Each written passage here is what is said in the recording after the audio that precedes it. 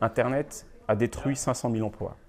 D'un autre côté, Internet a créé 1,2 million emplois nouveaux.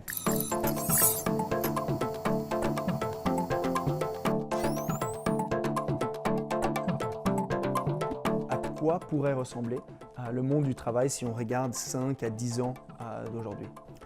Alors la première chose qu'il faut regarder, c'est quels sont les métiers pour lesquels on peut entrevoir déjà aujourd'hui une bonne perspective de croissance, où il y aura beaucoup de demandes.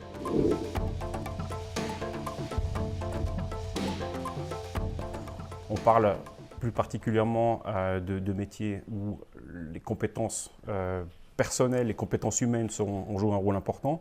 On parle du domaine de la santé, on parle du domaine du service à la personne, des métiers créatifs et aussi des domaines technologie ou à haute valeur ajoutée, tout ce qu'on appelle le domaine MINT. Donc MINT, on parle de mathématiques, informatique, sciences naturelles et technologie. Pour cela, il faut avoir évidemment, en plus des connaissances techniques, des compétences sociales.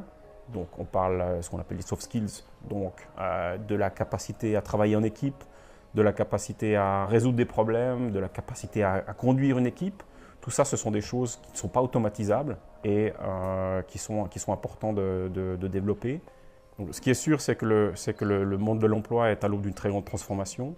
Une étude du WEF nous indique que si l'on regarde tous les écoliers qui vont commencer l'école cette année, 2 tiers d'entre eux, lorsqu'ils rentreront dans le monde du travail, seront dans un emploi qui n'existe pas aujourd'hui. Les prévisions sont vraiment très difficiles à faire, savoir exactement quelle technologie ou quel métier va gagner. Par contre, ce qui est une certitude, c'est que des changements vont arriver et que pour faire face à ces changements, c'est très important pour tout le monde, tous les employés, de se préparer à être flexible, de se préparer à être constamment en train de changer de métier, de se former continuellement pour pouvoir suivre les transformations du marché du travail. Un jeune qui rentre dans le marché du travail aujourd'hui, il doit être prêt mentalement à se dire que j'aurai peut-être 5, 6, 7 jobs différents à travers ma carrière. Absolument, voire plus.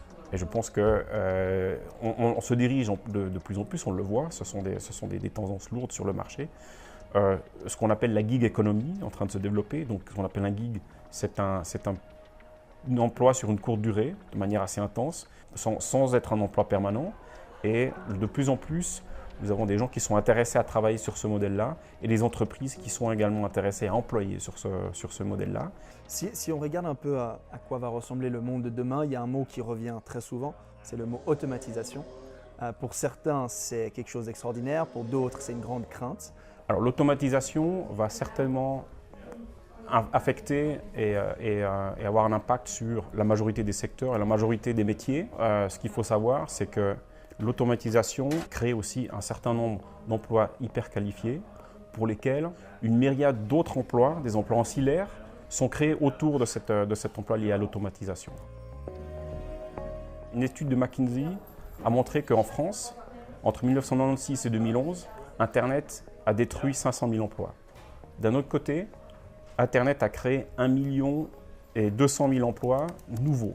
Et on peut s'attendre au même type de mécanisme pour les emplois détruits par l'automatisation. Si tu avais 2-3 conseils à donner je sais que tu en as mentionné quelques-uns, mais si tu arriverais à les relister, quelques conseils pour un jeune aujourd'hui qui va devoir entrer dans ce marché du travail pour qu'il soit au mieux préparé pour y faire face. Alors encore une fois, il s'agit de cultiver sa flexibilité, d'être toujours prêt à se reformer, avoir l'intérêt aussi et la curiosité de s'orienter dans de nouvelles directions, de prendre soi-même ce que la société offre comme possibilité de se former et aussi de cultiver ses compétences sociales.